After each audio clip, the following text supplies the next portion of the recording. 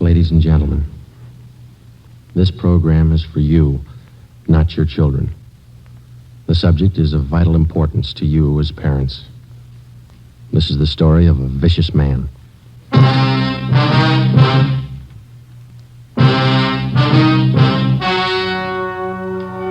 The story you are about to hear is true.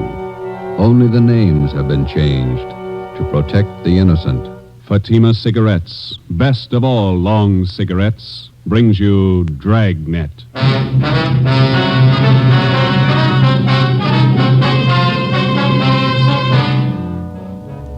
You're a detective sergeant.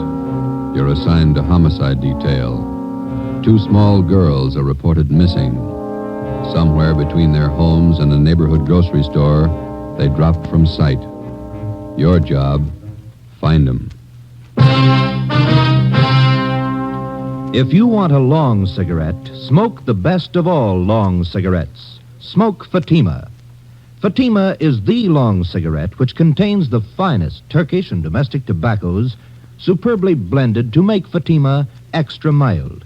And that's why Fatima has a much different, much better flavor and aroma than any other long cigarette. That's why Fatima has more than doubled its smokers coast to coast. So, if you want a long cigarette, smoke the best of all long cigarettes.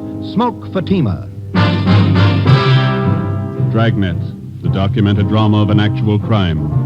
For the next 30 minutes, in cooperation with the Los Angeles Police Department, you will travel step by step on the side of the law through an actual case from official police files. From beginning to end, from crime to punishment, Dragnet is the story of your police force in action. It was Monday, October 27th. It was cloudy in Los Angeles. We were working the night watch out of homicide detail. My partner's Ben Romero. The boss is Thad Brown, chief of detectives. My name's Friday. We were on the way out from Central Division. It was 16 minutes past 8 p.m. when we got to South Peoria Street, number 267. Sure gloomy out. Yeah, it's sultry. Looks like we're in for some rain. Yes, sir? Police officers. Is Lieutenant Barker here? Yes, you want to come in? Thank you. This is Sergeant Romero. I'm Sergeant Friday, Central Homicide. How are you? My name's Claude Jimerson. Lieutenant Barker's in here, on the phone now. Hi, Captain. Yeah, I'll let you know. Yeah, Romero, Friday. How's it going, Lieutenant? Not good. You met Mr. Jimerson? Oh, sure. Sit down, gentlemen. Would you like some coffee? I can have the No, wife make thanks. some. No, thank you. We didn't want to bother the girl's parents any more than we had to. Jimerson here is one of the neighbors. He's been nice enough to let us use his phone. The kids disappeared about 4 this afternoon. Is that right? At 3:45. Got out a local broadcast on him. Here's a missing report. Thank you, Jim. Thelma Griswold, age 11. Barbara Sperry, 7-year-old. You talked to both families. Yeah. About 3:30 this afternoon, Mrs. Griswold sent her daughter to the grocery store down on Sycamore Avenue. It's about 10 blocks from their home. The Sperry girl, a friend of hers, she went with her. Anybody at the store remember seeing him? According to the grocery clerk, they were there about 3:45. Mother gave the kids a note. They bought a loaf of white bread, a half-pound of bacon, a dozen oranges. Yeah. That's right, Sergeant. I hope nothing's happened to the kids. We've been neighbors to the Griswolds for years. Sperry's, too. Did you notice if the little girls were going in the direction of their home? Yes, they were. The last time I saw them, they were about a block away, heading straight for home. Little Sperry girl had her dog with her. Champ, I think they call him. He's a collie. And he's missing, too. That's right, Joe. Not a trace of the kids or the dog. Juvenile officers from 77th Street have been checking the neighborhood for the past 3 hours. Are the girls in the habit of wandering off like this? Parents say no. It's the first time. Mm-hmm. Well, thanks very much, Mr. Jimerson. Well, not at all, Sergeant. Sure you won't have a cup of coffee? No, thanks. We don't like to bother you, but we may have to check back with you later tonight. Routine questions. If I can help out in any way to find those girls, let me know. Yeah, we'll let you know, gentlemen. Thanks again. Nice fellow. Yeah, most of the neighbors we've talked to have been the same, anxious to help. Some of them are out with our juvenile officers now trying to dig up a lead on the kids. You checked the movie theater and the playgrounds in the neighborhood. Everything, Joe. Those some of your men from juvenile, Lieutenant? Yeah, looks like it. Yeah, Schwartz and Preston. Lieutenant? Yeah, Preston, what you got? Found the kid's dog, the collie. Where? Just above Sanchez Drive, up in the hills. Hope it's no indication. How do you mean? Dog's dead. The collie dog was taken to a veterinarian on Jefferson Boulevard to be examined for cause of death. We put in a call to the office, and a special detail of men was assigned to aid in searching the area where the dog was discovered. We got out an all-points bulletin. The fathers of the missing girls and a dozen neighbors joined in the search.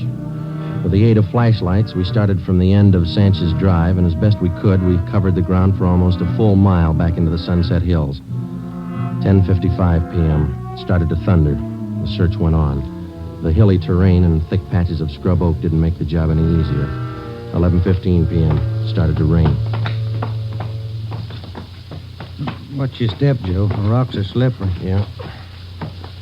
I can't figure it. Not a sign. What do you think? I don't know. Wait a minute.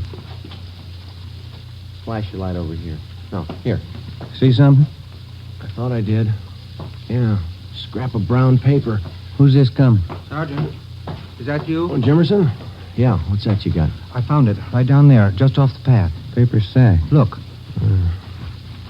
Loaf of bread, a few oranges, a package of bacon.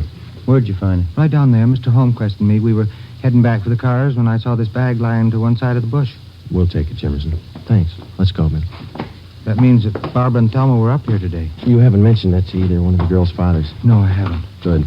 They're having a hard enough time as it is. Friday, Ben, see him for a minute? Yeah. Excuse us, Mr. Jimerson. Certainly. Yeah? Schwartz and I checked with the vet who examined the dog. What'd he say? Says the dog was beaten to death. We made another attempt to continue the search of the Sunset Hills area for the two missing girls, but the heavy rain and the darkness made the job impossible. The rain had also destroyed the physical evidence at the spot where we had found the grocery bag. We went back to Jimerson's house and called the office again. Another detail of men was assigned to be on hand to help in the search when it resumed at daylight. Chief of Detectives Thad Brown and Captain Harry Elliott of Homicide were notified of late developments. At 25 minutes past midnight, we started to retrace the steps of the two missing girls from the time they left their homes at 3:30 the afternoon before. We covered every foot of ground along the route which the girls reportedly took on their way to the grocery store. We got the grocery clerk out of bed and interviewed him again. We talked with two elderly ladies in the neighborhood who said that they had seen the missing children between 3 and 4 p.m. the previous afternoon. They could add nothing to what Jimerson had already told us. 3:30 a.m. It was still raining hard. We drove back to South Peoria Street and sat in the car. The lights were still burning in the homes of the missing youngsters, the Griswolds and the Sperrys. Jimerson asked us in for coffee again. This time we accepted. We went in and sat around the kitchen table. Glenn Chandler and Stendhal from Homicide, Lieutenant Barker, Ben, and myself. Jimerson's wife made the coffee. There wasn't much talking.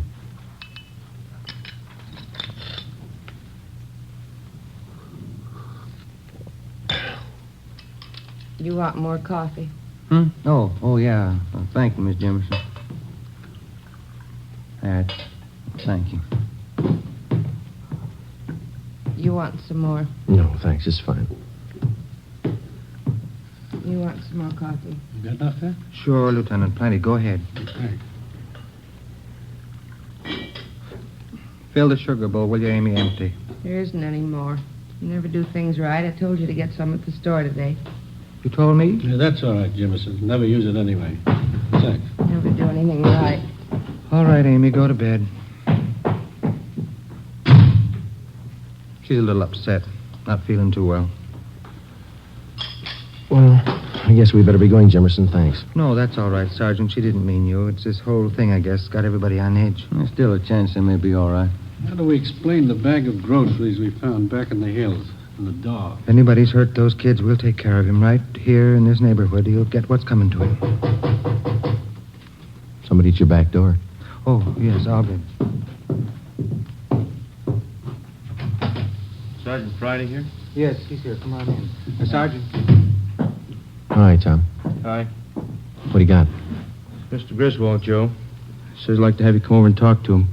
Figures it'll make his wife feel better, all broken up. Sure. Come on, Ben. We'll be over at the Griswolds, Lieutenant. All right. Thank you for the coffee, Jimerson. Not at all. If you get a chance, tell Griswold how sorry everybody is. We'll help all we can. Sure.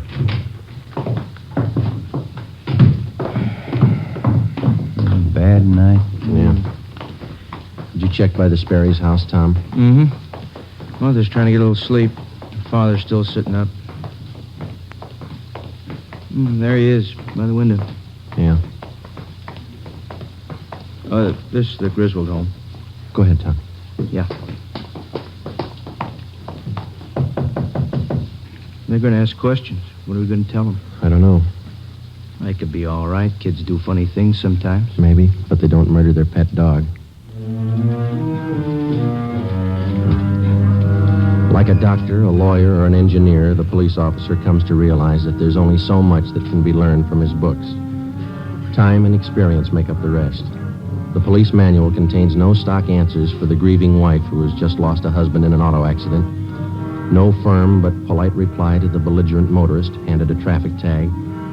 No words of reassurance for distraught parents of missing girls, ages 11 and 7. Whether it's trapping criminals or comforting parents, you find the right answer the hard way. There isn't any other way. We sat and talked with the Griswolds for a full hour. We didn't tell them about the dog or the bag of groceries. Until the fate of the two little girls was definitely decided, we figured giving them the information would serve no purpose except to add to their worries. 5 minutes past 5 a.m., almost a full hour until daylight. It was still raining. George, maybe the officers would like some breakfast before they leave. No, thank you kindly, Miss Griswold. We had some sandwiches about an hour ago. Sure I can't fix you something? No trouble. No, sir. Thanks anyway. Thanks. Terrible night. Rain. Now, Helen, just a little while longer. We'll find the girls. It'll be daylight soon. Mrs. Griswold, some of your neighbors tell us that there were two strangers here in the neighborhood this afternoon. Yes, but that was earlier. Mrs. Nelson next door and I were talking about it. One was a gardener looking for work. The other one was selling books. What time were they around, ma'am? This book salesman was here about noon. The gardener about 2 o'clock. Mm-hmm. How is your daughter about strangers? Does she make friends easily? No, not at all. Thelma's very careful about that. She'd never go with a stranger, I'm sure of it. Why do you ask that question, Sergeant? Have you found out something? No, sir. No, we haven't. It's just a routine check, that's all. Can't understand it. And girls. Out in all this rain, something must have happened, I know. Now, Helen, you've been doing fine. Don't let down now. Joe, Chief Brown's car just pulled up outside. Thanks, Tom. Ben? Yeah. Thank you very much, Mr. Griswold, Ms. Griswold. Well, thank you, gentlemen. Here, let me show you the door. We'll meet at the end of Sanchez Drive, Mr. Griswold, about 6 a.m. It should be light enough by then. Oh, all right. Oh, Sergeant, there is a chance, isn't there? The girls are all right. There's a good chance. You try not to worry. Come on, Ben. Preston.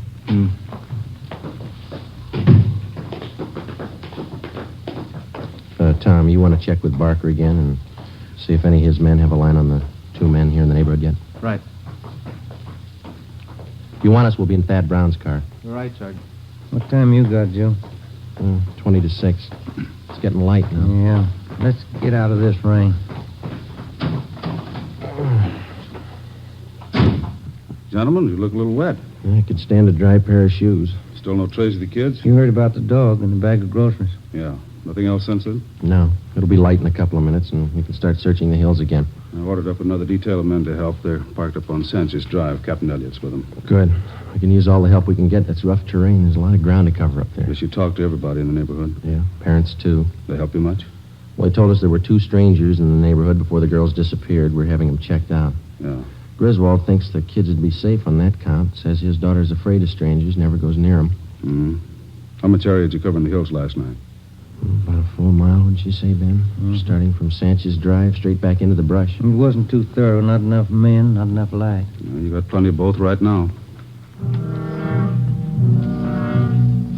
10 minutes past 6 a.m., Tuesday, October 28th. The search of the Sunset Hills area was resumed. 150 officers spread out over a 2-square-mile area with orders to probe every foot of ground. With them were almost 50 volunteers from the neighborhood.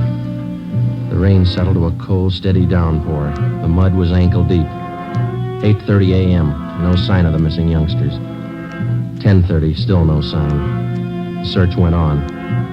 A neighborhood restaurant owner sent out 5-gallon jugs of hot coffee for members of the searching party. After 6 continuous hours combing the hill, still no results. Chief Brown, Ben, and I went to the car for a cup of coffee and a cigarette. It's got me beat. Those kids wandered off. They had to come in this direction. Well, they couldn't have headed toward town. Somebody would have noticed them, sure. Yeah. No leads at all on that APV you sent out? 2. They both fizzled. The youngsters up in those hills someplace. Gotta be. Are you two ready? Yeah, let's go. Sure doesn't figure. 2 square miles. We've been over it twice. And go over it again. Find them. Thelma Griswold, age 11. Barbara Sperry, age 7. Tuesday, October 28th, 2 p.m. They were still missing. Another detail of men from Metropolitan Division were dispatched to aid in the hunt. The daily newspapers played the story across the front page. Wire services bulletined the news across the country. Radio newscasters covered the story at the scene. On South Peoria Street, the 2 mothers sat in their homes and waited. The search went on. It stopped raining. Did you cover that patch of underbrush over there, Joe? Yeah, watch it. Yeah. I'm tired. Oh, yeah. Let's swing up this way. Right. Anything? No, nothing. All right, come on.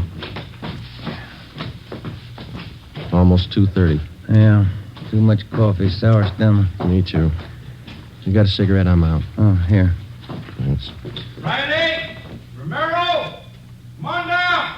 Preston, what do you got? What is it? They found him! They found the kid! Come on. Watch it, Ben. Bad spot here. Yeah, it's slippery.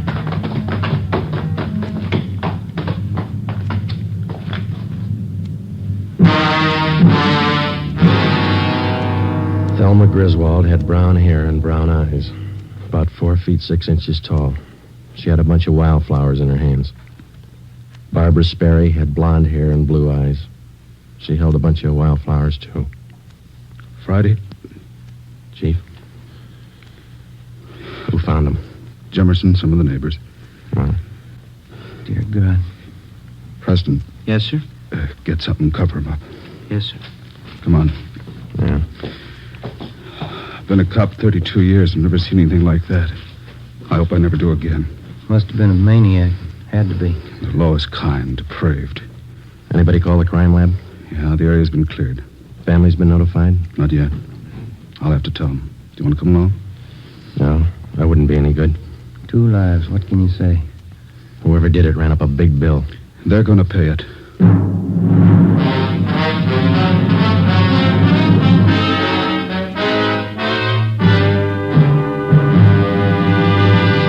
You are listening to Dragnet, authentic stories of your police force in action. Now listen to these authentic reports about Fatima cigarettes. Sales reports show that Fatima has more than doubled its smokers from coast to coast. Smokers' reports give the actual reason for this astonishing gain. Hear what Mr. W.B. Williams of New York has to say about Fatima. I like its even mildness, no irritation. There's something about the taste of Fatima that doesn't seem to be in any other cigarette. In the words of Miss Marie Blacker of Chicago, my friends are switching to Fatima, too. It's much the best of long cigarettes. listen to this statement by Miss Cecilia Marr of Los Angeles. I like Fatima best. It's so mild and has a wonderful flavor. Yes, from all reports, Fatima is the best of all long cigarettes. Enjoy extra mild Fatima yourself. It's wise to smoke extra mild Fatima.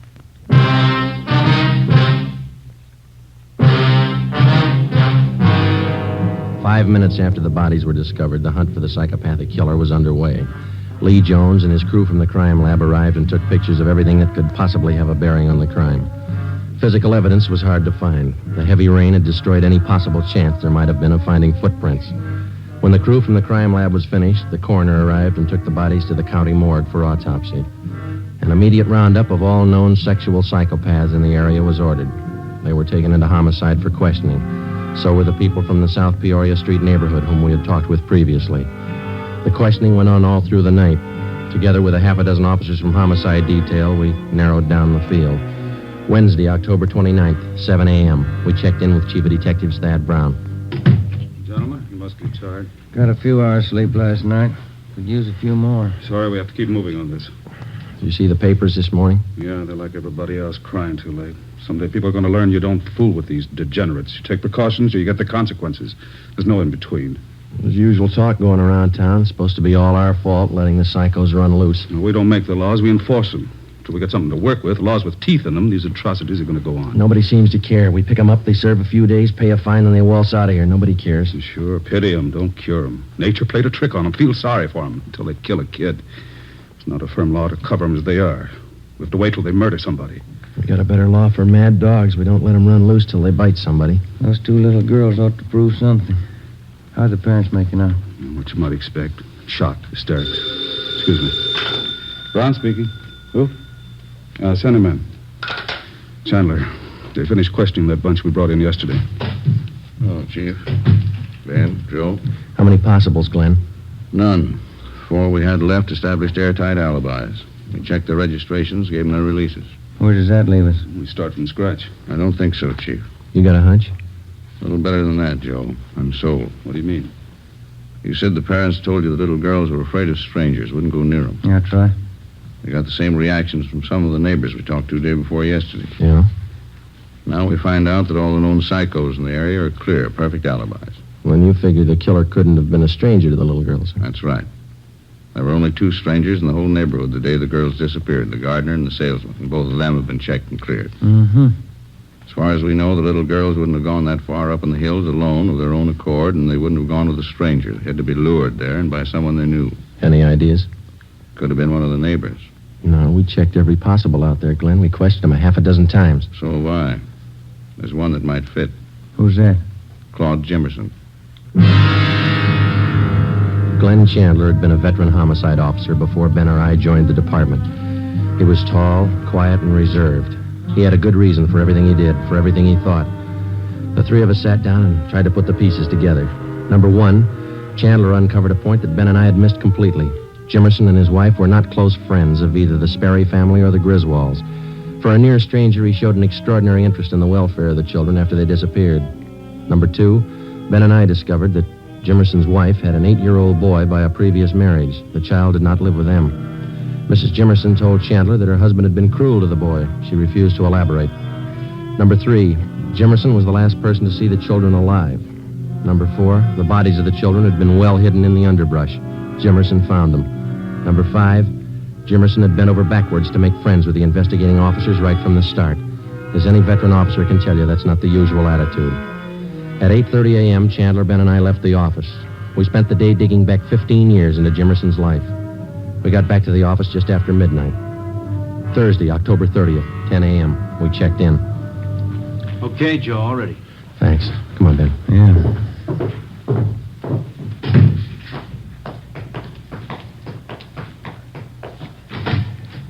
Good morning, Mr. Jimerson.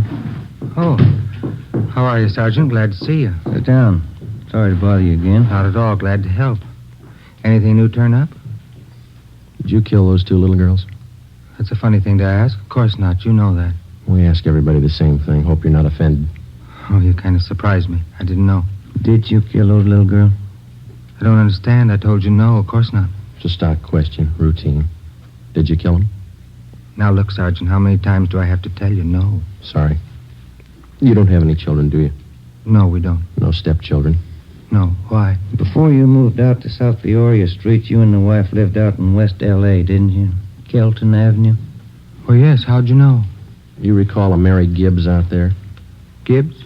No. 6-year-old girl. You were charged with molesting her. That was back in 1944. They were crazy. They never proved it. Before Kelton Avenue, you lived in Santa Monica on 10th Street. Is that right? Yes. It was an 8-year-old girl.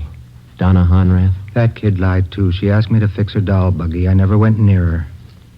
What about your stepson? Why isn't he living with you? Why did your wife send him to live with her sister? Amy's crazy. I never harmed the boy. We didn't get along, that's all. It got on my nerves. You've had 4 jobs in the past 5 years. What were they? I don't know what you're talking about. You were a janitor at a grammar school down the south end of town, then a gardener at a children's playground, then you were a shoe salesman, children's shoes, then you worked at another grammar school. What does all this mean, anyway? What are you getting at? Have you ever been in jail? Once. 6 months. There was some trouble. What kind of trouble? I didn't know what I was doing. I was drinking. I didn't mean to bother the kid. Well? That's all, Jimerson. Routine questioning. You can go now. Oh, thanks. I hope you haven't got the wrong idea about me. I like children, that's all. Sure. Thanks for coming in. Well, not at all, Sergeant. Anything I can do to help. Well, goodbye. Say, Jimerson, I almost forgot. There is one thing.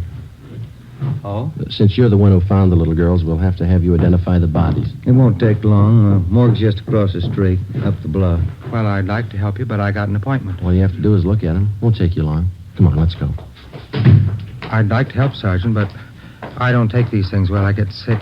We'll make it fast. Out this way.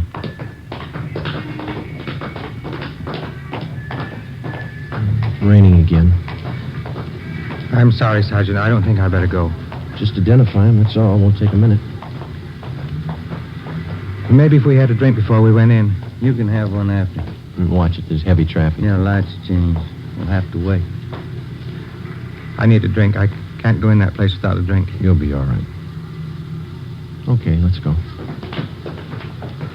Morgue's up this way. I can't look at him. I get sick. Don't make me. Nothing to it. You'll see. Here we are. We went down the driveway. It's a shortcut.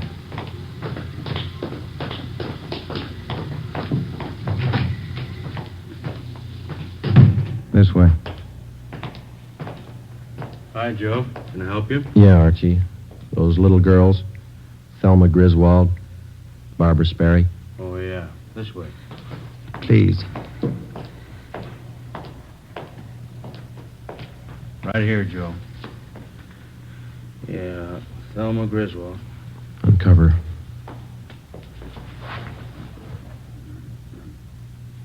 Jimerson? Yeah. Thelma.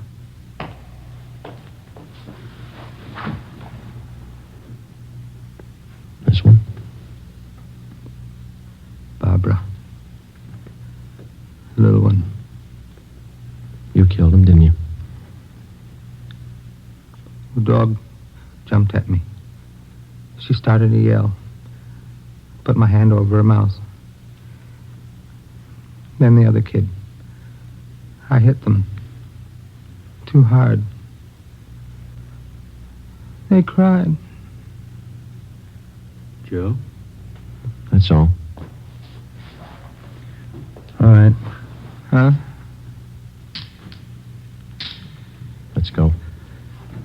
It wasn't my fault. I like kids. They didn't understand me. Neither do I, mister. Come on.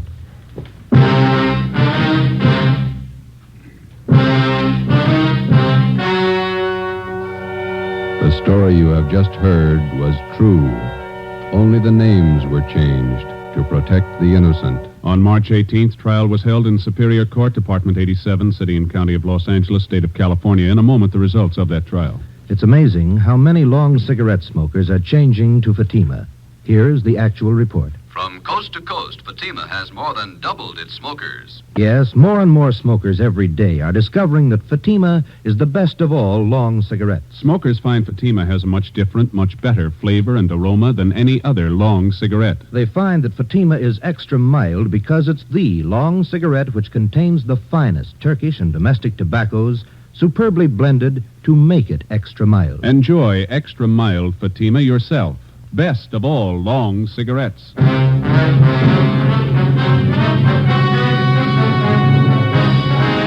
Claude Willis Jimerson was tried and convicted of murder in the first degree. On April 23rd at 10 a.m., he was executed in the lethal gas chamber at the state penitentiary. You have just heard Dragnet, a series of authentic cases from official files. Technical advice for Dragnet comes from the Office of Chief of Police W.A. Wharton. You're tuned for the stars on NBC.